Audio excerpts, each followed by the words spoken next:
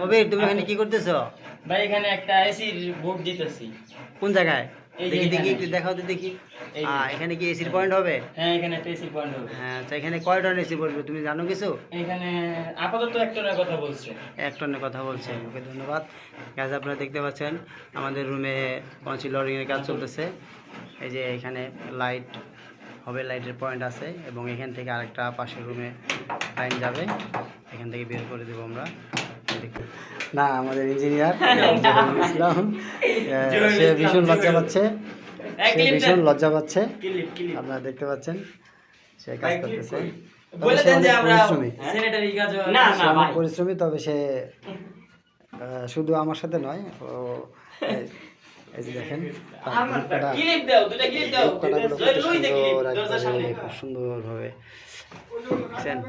দেখাচ্ছে আপনাদেরকে, দেখেন